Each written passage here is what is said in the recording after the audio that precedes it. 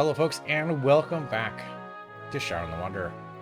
Doing the challenge runs here. For those of you keeping track, this is run number 98. We're rapidly approaching our last few runs here. Might very well be this episode. It's hard to tell. We're trying out the challenges. Let's do... We only got, what? 3 more runs, right? So only 3 of these can happen. Try Trapper Sandbox.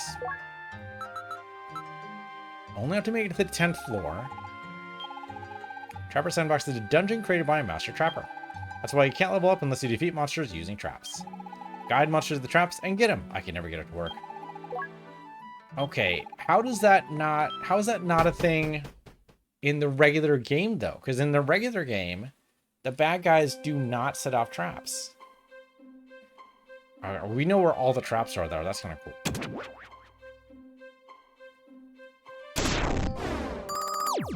Okay, so you get zapped, punch you out maybe.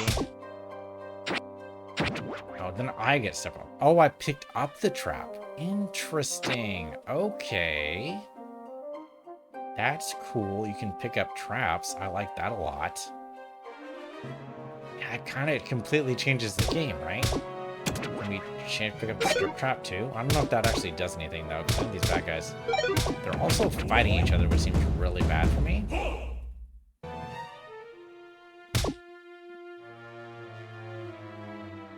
No bad guy. Okay, there's a bad guy there. Okay, so I guess the onigiri trap, go ahead and drop here. Then you come over here. Return to onigiri. And I did not get experience for that. I can't pick up the trap once I place it. Okay. I'm also not getting experience for... So they need to die on the trap? Like, die because the trap killed them? That's going to be real tough with some of these. Okay, Rock Slide's doable, right? Rock Slide we can totally do. But, like, the Curse is not useful there. He's going to loop around here, so let's go ahead and drop the Rock Slide trap here. Let him die to the Rock Slide. There we go. That's experience. That Strength Bracer, just because it could help. But sadly, we can't pick up that Rock Slide trap again because it's already been placed. Where the hell's the exit? Okay, it's got to be in the middle. Well, at least I can't set off traps. That's cool. Means we might need to lure these guys over the Rock Slide trap because I can only place it once. Okay, so now they're over here. They should see me and then chase me, right?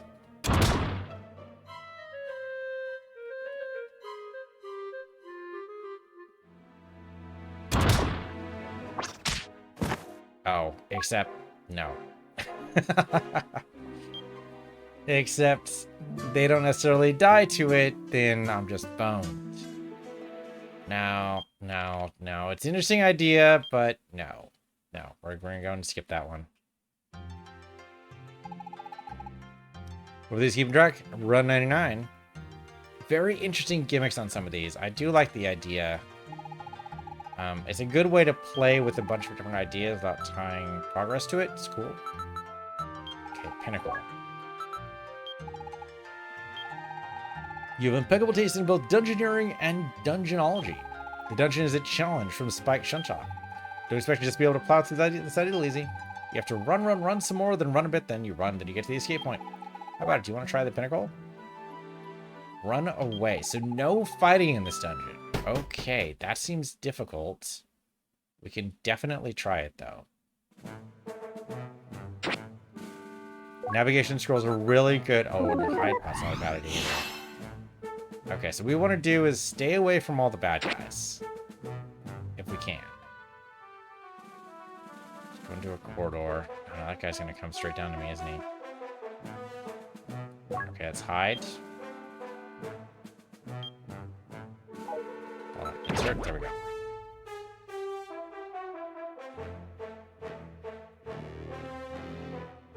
Okay, let me ignore me for a bit and we get out of here. Okay, so the exit's over to the right. That guy is not gonna... Oh, okay. He's gonna bosh us a little bit there. I think what we do is throw him into a hide pot. That's why we have a bunch of them. Okay. We do lose the hide pot, but that's just how it goes.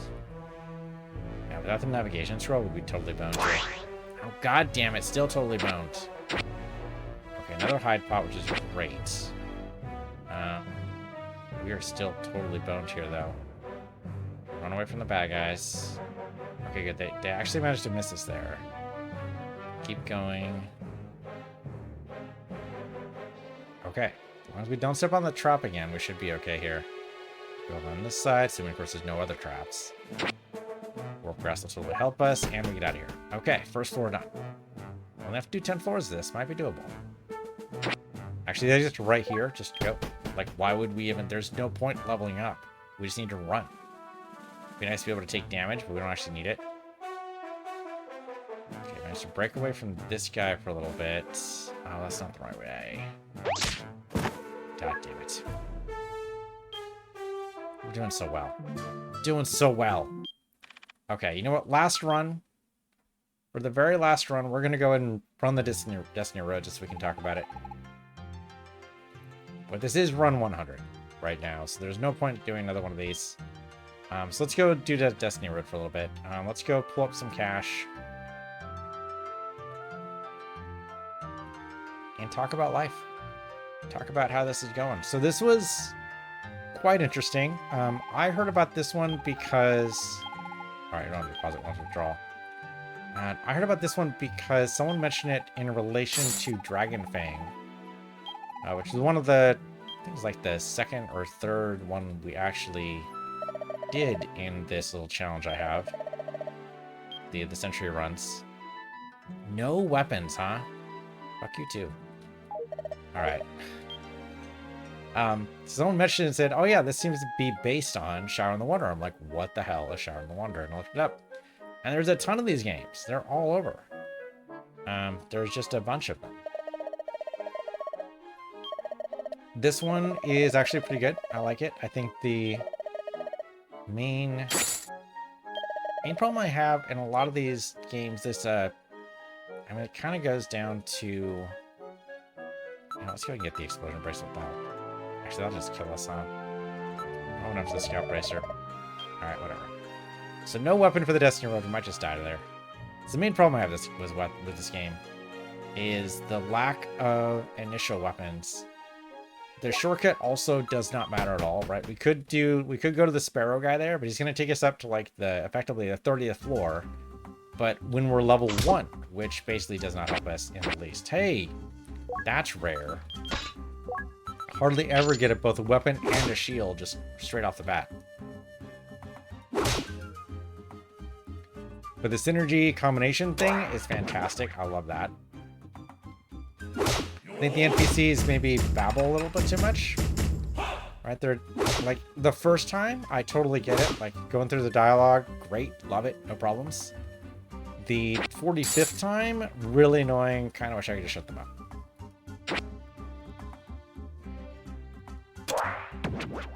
You know, especially for a game that expects you to do multiple playthroughs. It's kind of weird you can't just say, shut up and give me the thing, you know? But you need to actually go through their dialogue every time. And sometimes it's like 6 screens. It's like, come on. Right? It doesn't make any real sense. It's a weird playtest mechanic. Or a weird mechanic that should have come up in playtesting. There's obviously been a lot of QA approach to this. Because it's a great game with very little actual bugs. So it just seems like a very strange omission that's kind of...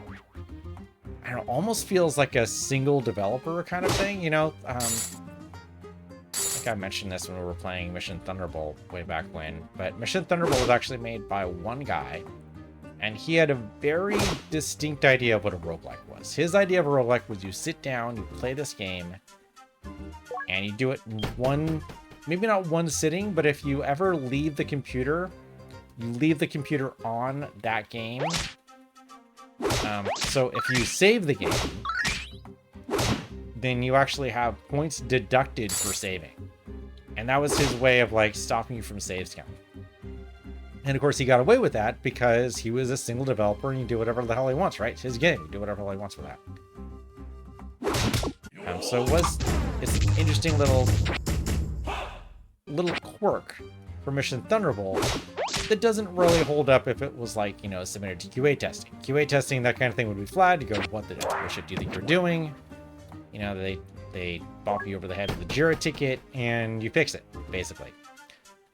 And this kind of seems like the same kind of idea, right? I don't think it's developed by one person, because I don't see how that's possible.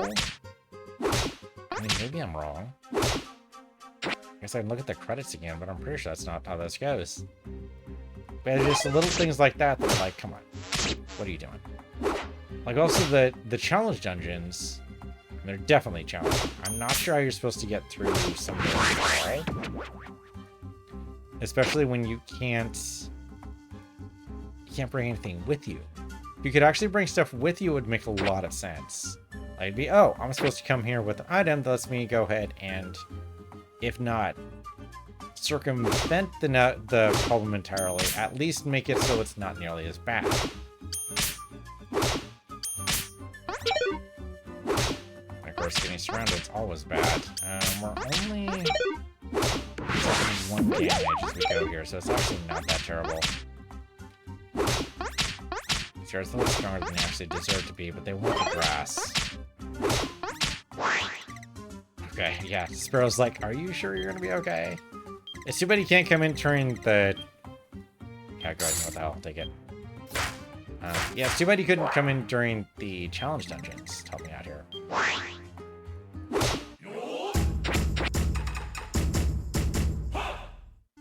I guess that would trivialize the challenge dungeons, so that's good too.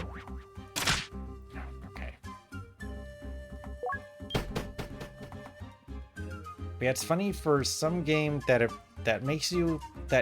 is based around the idea of going through it multiple times, it does not seem to want to...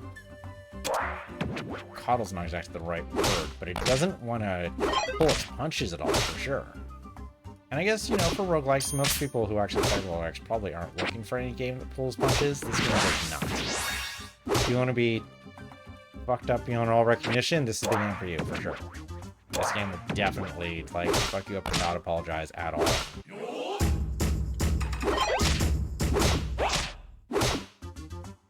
And I'm always of two minds about the monster spawn mechanic, right? It is kind of nice to be able to actually, like, complete a level. Like, go through, beat up all the bad guys, and you know what's what. But here, you're never completely safe, right? Even if you beat up all the bad guys, you're never done. Actually, full up. Picking up a lot of things, I guess. Here, go ahead and read the face scroll. And I'll probably get out of here. And I kind of feel like if maybe you were good enough, might be able to go through here and just rush through. Like, we're already at the Tower of Fortune. Thing is, without a helper, you're kind of just doomed. Because, you know, a mystery dungeon, right? But maybe that's just because I'm bad. It could be that. It could very well be that. This could very well be the death of us here, going to the Tower of the Future, but I'm going to try it anyway.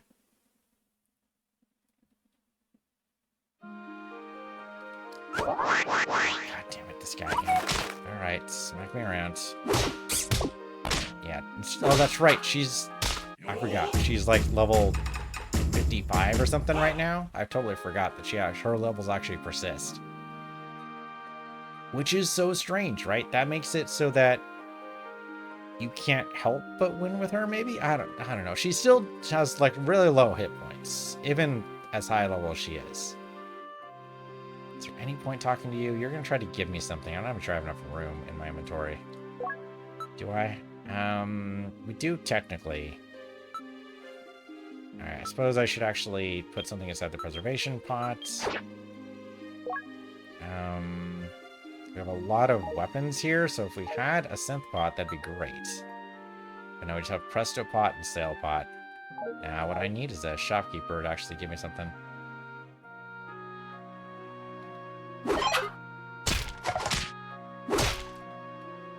Okay, I would love... Okay. I do love this mechanic, too. I think it's kind of weird basing it on real-time day pass, though. The raccoons are a great idea, is you put something inside and then like you come back in a while to find out what it turns into. But what's really strange to me is the idea that it's based on real-time passing. If 7 days pass, then it could be a more complicated or better item. If only 1 day passes, it's not nearly as good. Which is a little bit strange, and I'm dead again. Oh my god. Alright. Oh, I didn't get an undo grass. I wasn't used to it. Means all our money's gone. That was run number 100. We're technically done. I don't actually know if that's, I guess it's not even enough time. Go ahead and do some more with that. I like talking about this. But yeah, the raccoons are weird, right? The raccoons are very strange. I guess I need to... Because we can't pick one up immediately. So what I think I would prefer to do is not have it based on real time. The thing is, this expects... I can't even get anything here. This expects you to play the game basically every day. I don't know, the meta progression... I'm too much about meta progression. Like, I kind of like it in some things. I think the only reason why we won the main game, for lack of a better way to phrase that, is because we really invested in the meta progression, right? That's the only reason why it worked.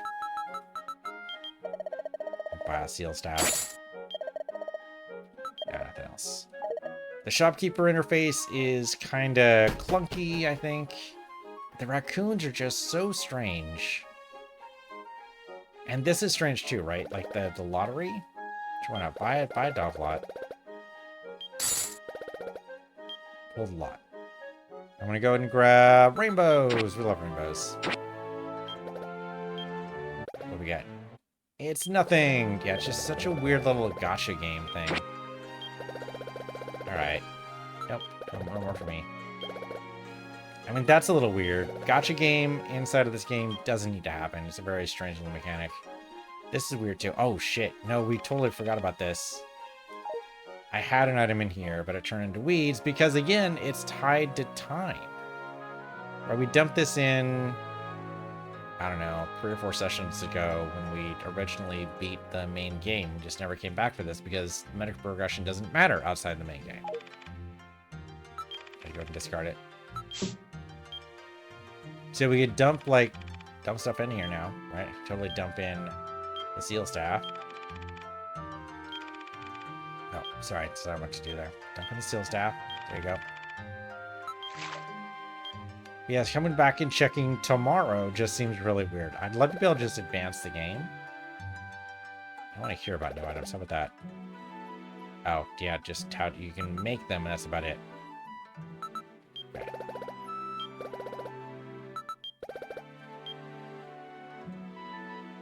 But if there was some way to... So the way I would do it, doesn't really matter, but just the way I think it should be done is base it off of runs, right? If I go and I complete a run, death or success, either way, then that progresses the raccoon counter by 1 day. And just max out the number of days that the counter can go up, but don't necessarily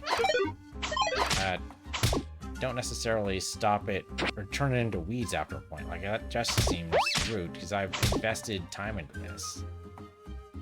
Or invested in an item. Now, granted, items don't really cost any real money. That'd make it even worse, I think. But it would be nice if it didn't actually expire. Or even if it does expire, I think doing enough number of runs rather than days is still better. Yeah, number of actual days makes it so that sometimes we just couldn't do it, right? Sometimes I couldn't play every single week. It happens. Life happens. I think that's one thing that, I don't know, game developers seem to have a really hard time with, is understanding that life happens. Like, again, going back to Mission Thunderbolt, the guy who doesn't want us to save a game, like, life happens, dude. Power goes out. I'd like to be able to save my game, please. I'd like to be able to move on and, you know, live my life. But if you make it so that for some reason I can't do that, then really that's not gonna make me stop playing games. It's gonna make me stop playing your game. It's a very, very strange, like, kind of, I don't know, narcissistic kind of? I don't know if that's the right word for it either. It's not the wrong word, but it's not exactly the right word. Alright, we're just gonna keep going here.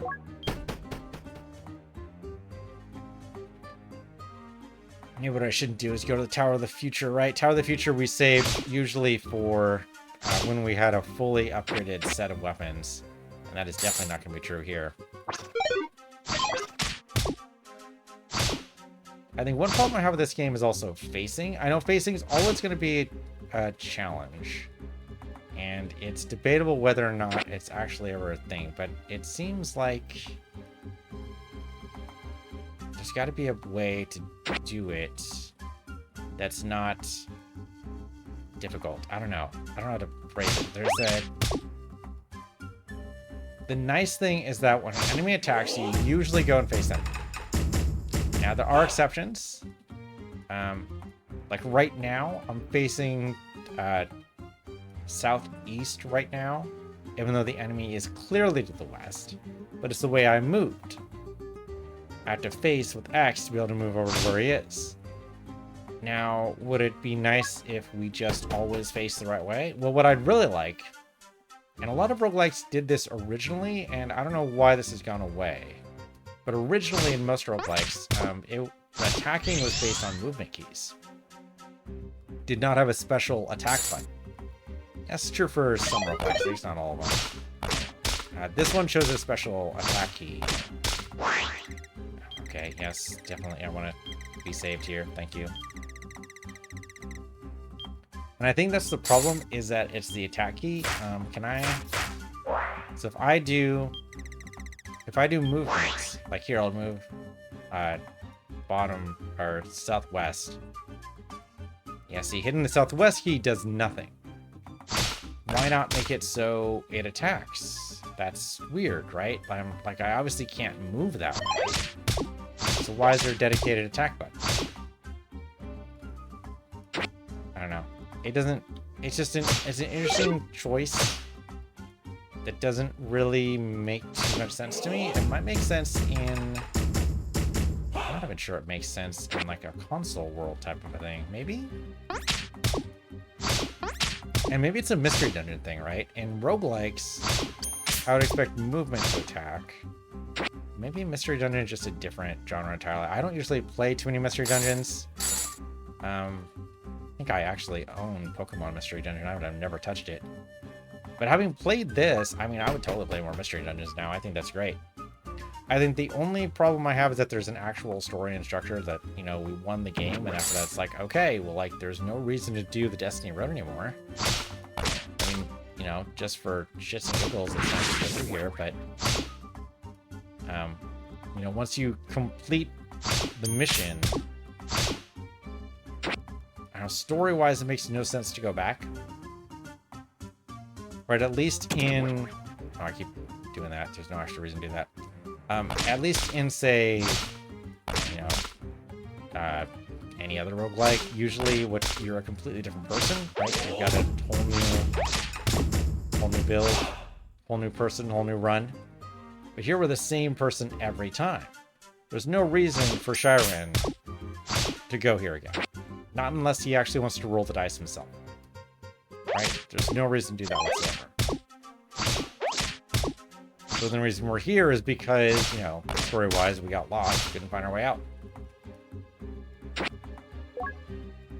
Anything else I want to do here? In the preservation pot can hold the onigiri, but I should probably eat some onigiri.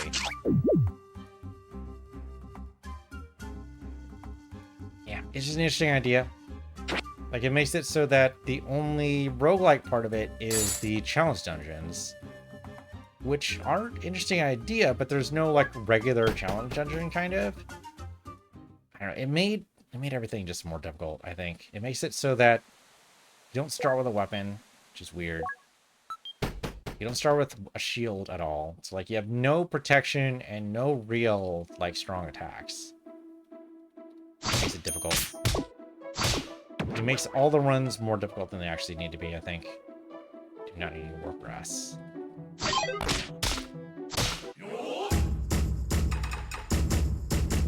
Don't really need the onigiri, but I guess we can go ahead and put it inside the preservation pot.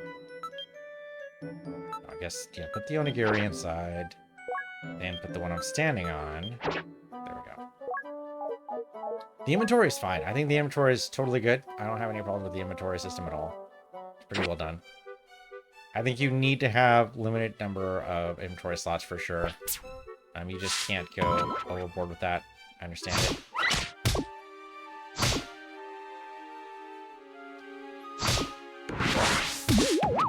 Meal is getting surrounded. It's kind of not bad. Though that time wasn't too bad. The enemy types are great. The art style is really good too. Loving the art style. There's very little complaints on like the actual play. Like once you know the controls, they're kind of intuitive. I think the tutorials probably go on too long. I think that first episode, holy shit, this guy's gonna do this. The first episode we went through like, I don't know, 15 tutorials, something crazy like that. That was nuts. Like I understand there's a bunch of different like interlocking mechanics. Like the synth pot is difficult to... It's difficult to understand without a tutorial for sure, right? Without a tutorial, the synth pot would just be this weird thing. You need to definitely like explain it in text, right? You can't just have a thing like that and just expect people to get it. I understand that. That makes sense. But there's a lot of things like that, right? The synth pot then being duplicated by the mixer is also like, it's cool, but it almost seems like maybe we need, I don't know. Oh, we don't want to do a tower present. No. We almost need like an actual physical manual, kind of. Like there's so many interlocking pieces that it almost feels like that's necessary. Though in this day and age, who would read it? The problem is there's no actual physical release of this game, right? So that'd be very, very difficult to do. You could theoretically include a manual with the... bundled with the game as it comes on Steam or whatever, but... who would read it is the problem. Right? Who looks at, you know, all the extras the game comes with? There's a couple of games that actually do come with manuals. And the Steam forums are still filled with, what the shit is this? What do I do? Oh, god damn it. 2 log crafts right in a row is crazy. Love that it actually hit the guy, though. That was great. Yeah, some of the interactions here are really good. The weapon system's cool. The synergy system's really good. I think needing to tutorialize it is a necessary evil. It needed to happen. But it is something that just, yeah, it's difficult to wrap your brain around sometimes, especially with the rune system. And especially sometimes we thought where a weapon just wasn't upgrading for whatever reason, we just didn't know why. And it turned out it was from a store. Well, there's nothing in the game that tells you that. Yeah, so like, it's tutorialized, but it's not. Okay, the guy stealing stuff's really annoying. It's fine. This apparently just turns into a giant loop, so don't get me.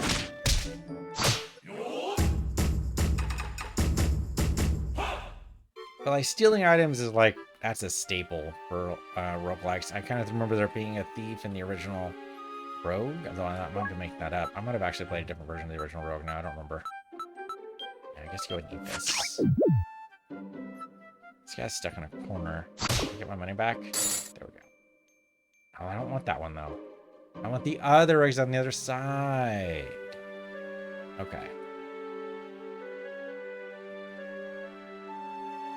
I mean, all in all, great game. High marks. If I were to rate it out of 5, what would I do? It's a pretty solid 4, I think. I think it loses a couple of points for a little bit of lack of replayability, which is kind of funny, because obviously we've been playing it for 100 runs. But I kind of feel like it's almost forced, right? Like, if I was playing this on my own, would I come back to this after I complete the main mission? I don't think so. Even with the challenge runs. Because the challenge runs are, for lack of a better term, kind of bullshit. Right? There's a lot of stuff in there. It's like, okay, how was I supposed to know that was a thing? Right? Like, you give me a briefing of the challenge, and then there's a bad guy who can one-shot me in, like, the first round. It's like, come on. What are you even doing? And maybe that's part of the challenge, is, like, figuring out what the parameters of the challenge are. I don't know. It's very, very strange. Some of those challenge runs are very odd. Some of them are very cool ideas. It is kind of a weird combination of various things in here. I love these guys, though. It's a great idea for an enemy. It just throws you around. And very nearly killed me. I do not need any rocks, thanks. Oh, now I'm gonna die. This guy's shielded. Oh, I didn't die. What do you know? Do I have any Ogariso? No, I do have an upgrade seed I should probably use, though. That may not matter for any of these guys. But another good idea. Like, the bad guys in here are really well done. Not only good animations and good attacks, but they're all memorable. Like, we know what each bad guy does as soon as you see him. I mean, you have to get used to that first, right? You look at him first and you go, what the hell is that guy gonna do? Well, we know what this guy does. He bobs up with his head and then tries to make a trap. It's great. First girl, instantly recognizable. First time we saw her, we had no idea, but we figured her out pretty quick. Like, there's some just really cool designs in here. They're all well done. This guy takes no ranged weapon damage, and we know that because we tried it. It doesn't work. The ghosts have pathing issues. They go right through the walls, which is also really cool. Fusion scrolls are garbage because I'm bad at using them. Vacuum slash is really good. I'll totally take a vacuum slash. Here, I got to swap out. There we go. Yeah, the bad guy design here is really nice. The art's really well done. I do love that they give you a chance. With all the guys who can do bad stuff to you, they usually give you at least one turn to think about it, right? There's usually at least, like, for the guys who steal stuff from you, they give you time. They tell you they're thinking about stuff, right? They're going, okay, they're thinking about it. So that gives you a clue of, like, okay, this guy's going to do something I do not want him to do. I've got to take him out. How can I take him out in, like, the next turn? Usually it's just bopping him over the head, but not always. Not always. The stealing mechanic's really good. And I'm pretty sure Dragon Fang totally took that from this game. But being able to stop the bad guy from doing a special move is great. And basically, almost every bad guy have a special move. I mean, we never actually tried it, I guess. But we could probably stop the Tiger Tossers from actually, tossing us. I wonder if actually stealing would do anything to these guys aside from... just... like, if we could stop him from going through walls, that'd be great. Don't think that's an actual thing, though. But if, like, sealing him and actually did that, that'd be fantastic. Like, tie him down to the land somehow. And the bad guys constantly moving is also great. Like, that's good. Keeps the, the game dynamic. Makes you constantly have to think about your positioning. And when you're in a corridor, there's less of that for sure. But these guys make it so that you can't just sit in a corridor, right? You've got to actually move around more because you need to get them out in the open. It's one of the few enemies in a roguelike that I can think of that actually getting out in the open is actually the answer. It's really neat. And the mimics. It's a good take on mimics, too. I'm really a big fan of these guys. I mean, they are annoying if you actually manage to pick them up. Because they will, like, clutter your inventory for no good reason. But the fact that they mimic items that you actually want on the floor, grasses, pots, whatever, and then pop out and attack you is great. That's a great look. You hardly ever see mimics that aren't just chests anymore. So it's good to have, you know, a little bit of variation in that kind of mechanic. It's really cool.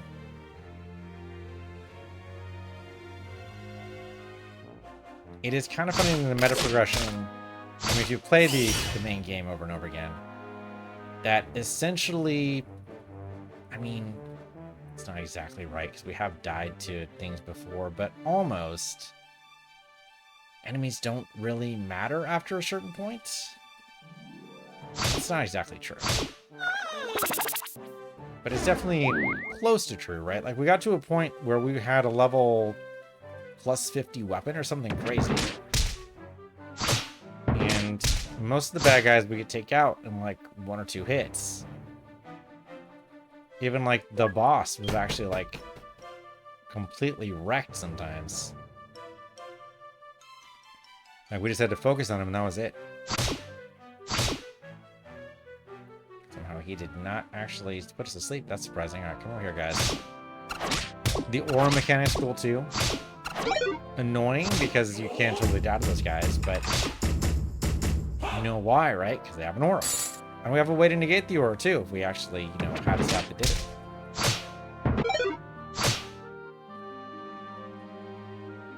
So there's a lot of good interaction in this game. It's totally solid. My complaints are minor. Like, the mystery dungeon is great. And you just do the mystery dungeon again. You don't have to have a story reason to do it. It's just nice to have it. These guys are annoying. That might actually be the death of me here. Slow. Okay, no, the slow's over. Okay. The debuff still lasts for very long, which is actually great. Oh, I need to freaking aim. Yeah, see, okay, so there must be some other game I'm thinking of.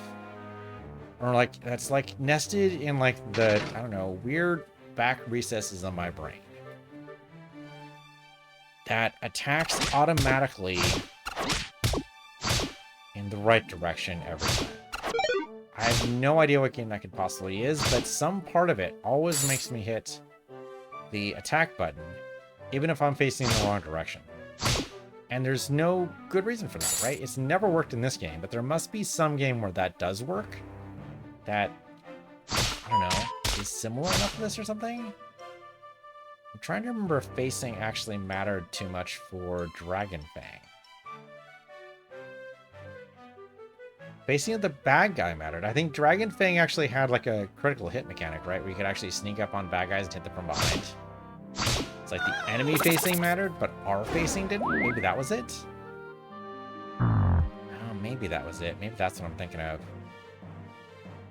Because I thought we could always depend on the hero in Dragon Fang to always hit no matter, or always aim for the right person no matter what.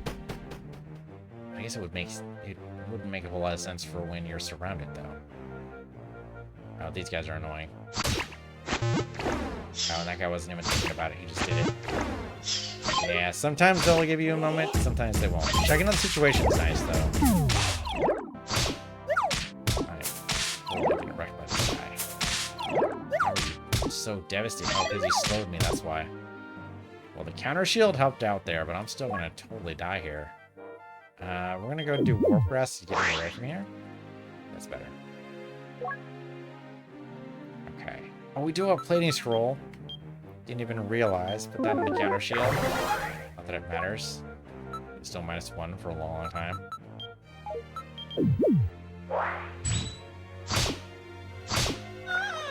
Put me to sleep, but then at least I can heal up a little bit.